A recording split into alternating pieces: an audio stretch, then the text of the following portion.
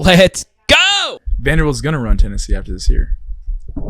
Like, this is going to be the new staple of, like, college football is going to happen here at Vanderbilt. Diego Pavia talks major trash on the Tennessee Volunteers. Are you freaking kidding me? So it begs the question, how did Pavia play in the Commodores collapse versus the Vols? So that last RPO was kind of difficult, right? He pulls it, squeezes it right in there, and we get to this 3rd and 5. And guess what Vanderbilt decides to do? Well, they let Pavia be Pavia with the tight end motioning over. They bring him back around. And guess what? It's just a simple run here. I love runs on 3rd and medium because then you can just go for it on 4th if you're short. And the RB does a really good job finishing this run and picking up the first down. And this would eventually be a tutty. So the one thing you'll see throughout this game in particular was how bad Vanderbilt's offensive line.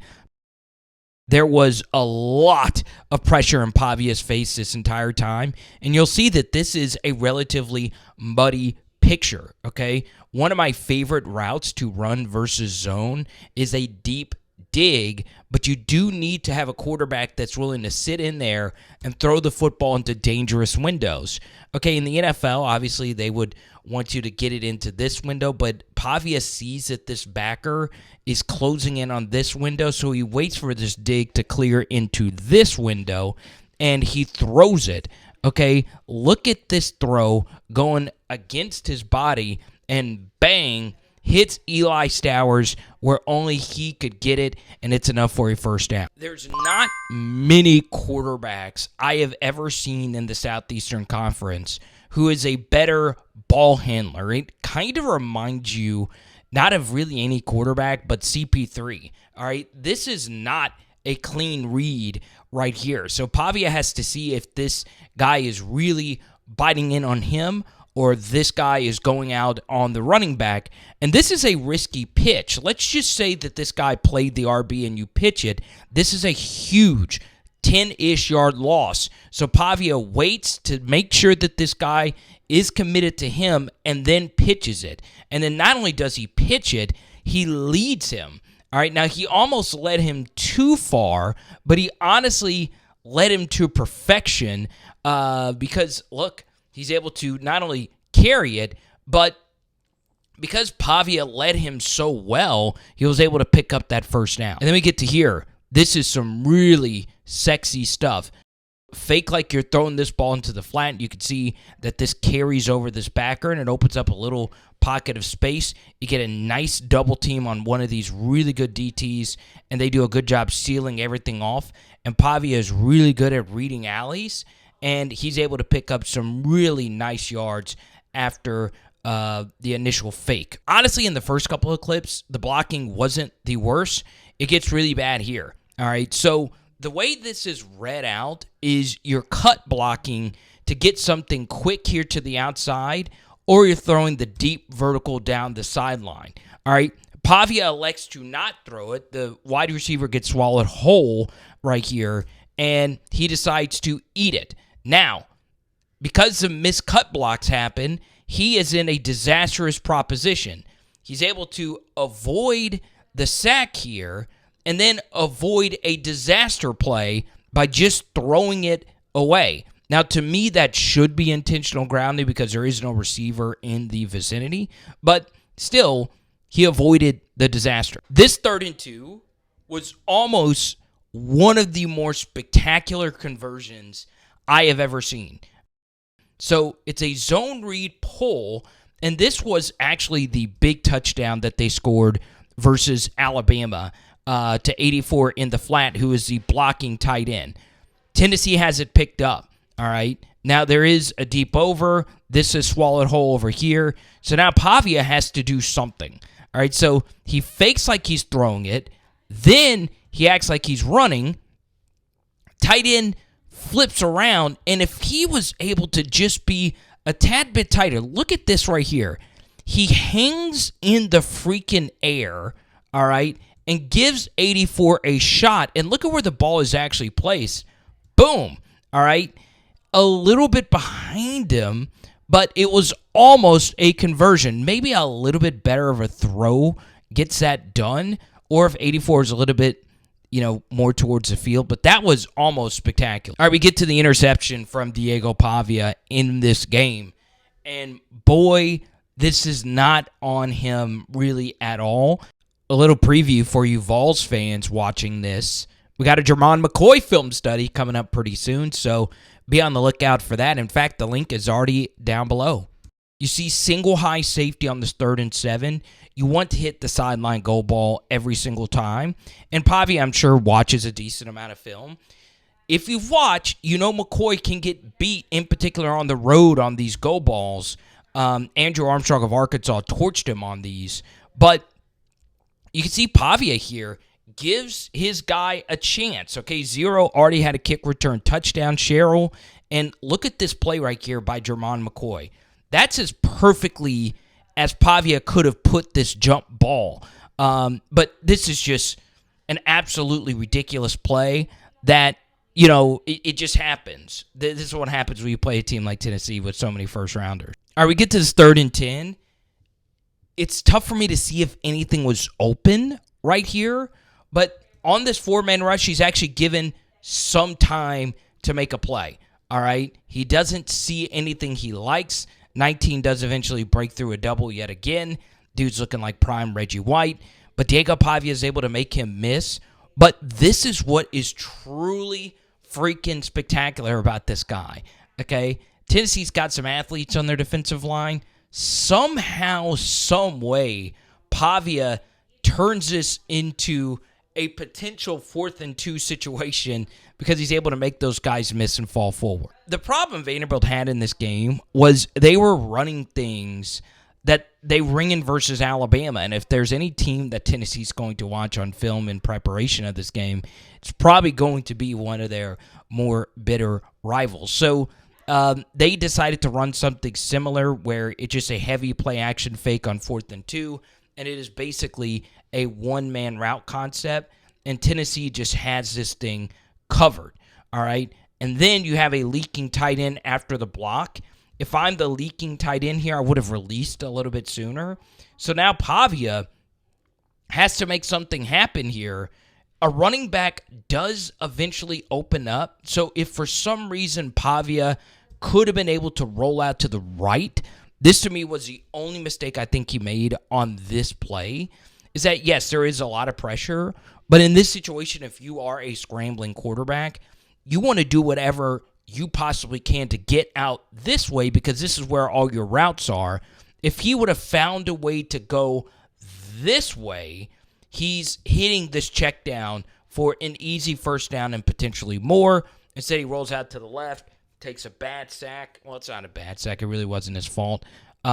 Still, if you find a way to roll out to the right, you might be able to get that done. All right, 3rd and 1. First thing, you do get away with the false start. All right. This one, honestly,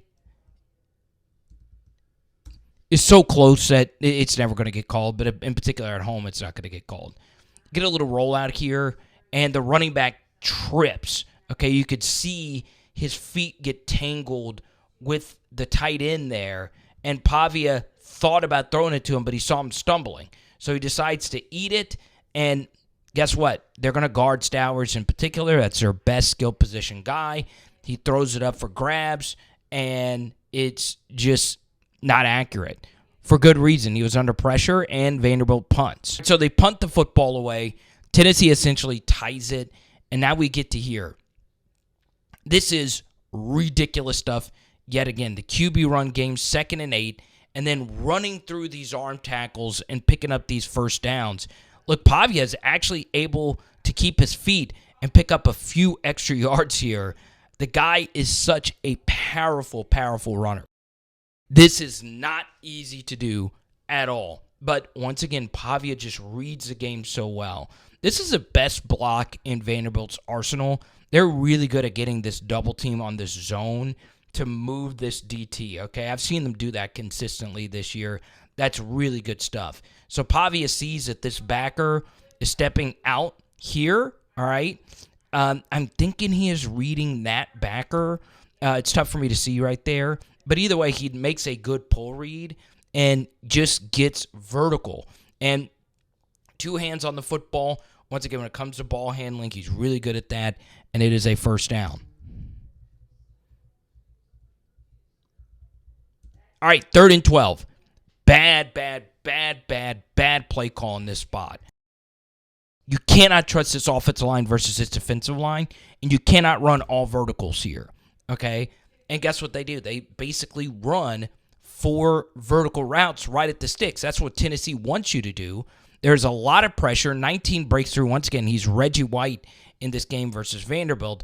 And then Norman Lott, 50 just kind of gives up on the play. If he would have looked for work, he might have been able to pick up Norman Lott right here, and Pavia might be able to have made something else happen. Either way, he gets brought down for a huge sack, and you have to punt. This doesn't look like Pavia is having a good day. 4-12, 31 yards, 1 INT. But that's why it's important to actually watch a game. Of course, you have the 8 rushes for 50 yards. You have the INT that probably shouldn't have been an INT. That's more so a spectacular player. There might be maybe 1 or 2 other SEC corners that could pull off that. So he's not playing bad. It's just Tennessee's offense was so good, and they have put up essentially 31 unanswered points, it seems like, after a 14-0 lead. So your first possession back, and, well, this is a brilliance of Diego Pavia. This play is just blown up. But he is able to bounce this to the outside. Jermod McCoy steps in a little too tight. And, of course, Pavia is not the fleetest of foot, especially versus a corner, but he obviously has really good rushing ability. And, more importantly, really good tackle breaking ability. He forces the horse collar tackle right here, and it's a first down. Okay, so there were some iffy plays from Pavia in this game. And we're not showing you most of it because of time constraints. But this is some really, really, really good quarterbacking.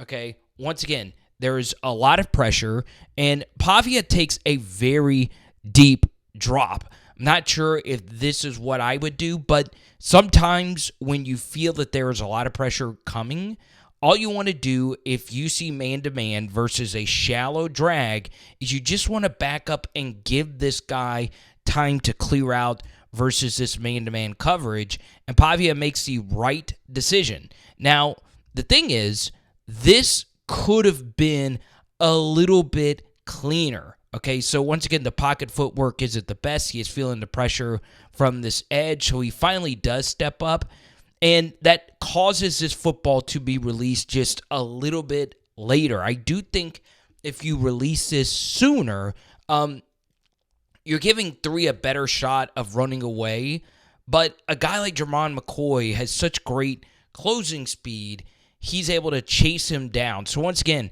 it could have been better on multiple fronts. It's still not bad quarterbacking. Or you're given an opportunity to really make one final push at it, and, well, this is why this is such a weird Pavia game, because there are so many turnovers. You get a safety right here, and this one isn't even one of Tennessee's better DTs. And guess what? You got to get the football right back. So now Vanderbilt is down by 19, and Tennessee really can just play prevent with only 7:21 left to go. You still see some absolutely ridiculous throws. This is a guy right in Diego Pavia's face.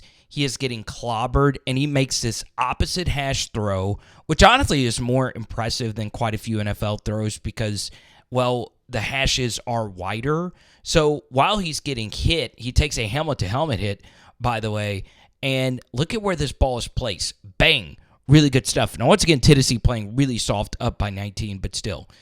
Now, while you see a few other impressive throws in the background, let's actually contextualize Diego Pavia's season. You know, he only had one 250-yard passing game, and that was the upset versus Alabama, but he did have 800 rushing yards, I think 4 or 5-ish games with 80-plus rushing yards. He is a really, really, really good runner, but honestly, he's just a good college quarterback. I wouldn't, however, consider him elite. The LSU game in particular was kind of rough, but overall, PFF grades and everything, he's a fine college quarterback. I don't know if I would put him in my SEC top 3. You get another good throw, gets hit while delivering it. Now, once again, the coverage is really soft because you are up by 19 points, but still good throw. And as you guys have heard, I have been very defensive, even though Pavia's numbers weren't so great in this game. Overall, I thought he was fine. He wasn't the issue as to why the Vols Vanderbilt choked this game away. Now, with Pavia, I would be a little worried now that these coaches have a year of film on you. And in his defense, it didn't really help Auburn this year, right? But man, to say something as bold as the Vols surpassing Tennessee in the SEC, I really don't see that happening. I understand the Nashville stuff and all of it, but football's not the biggest thing in Nashville, as many of you know. So honestly, it's kind of weird. I just don't see it, but I do love the bold trash talk. Now this throw is crazy. Right tackle gets burned by James Pierce Jr. So Pavia fakes the throw into the flat right here, then steps up, gets really skinny, misses the long arm of Pierce, and then, this is what's really impressive, he sees that the safety is kind of robberish here. He's not deep, and he sees that the pocket of space up this hash is there, and look at where this ball is placed. It is a thing of beauty. But, Vols fans, you don't have to worry. Josh Heupel is an absolute monster, and even though your QB situation is very murky, I don't think Vanderbilt is surpassing Tennessee. Now, I will say, I do love some off-season trash talk. It does make this rivalry a little bit more juicy. So, yes, I don't mind the Pavia confidence. He's kind of leaning into it. I love it. But, man, boom! Tonight, we are doing bacon and eggs. Let's go.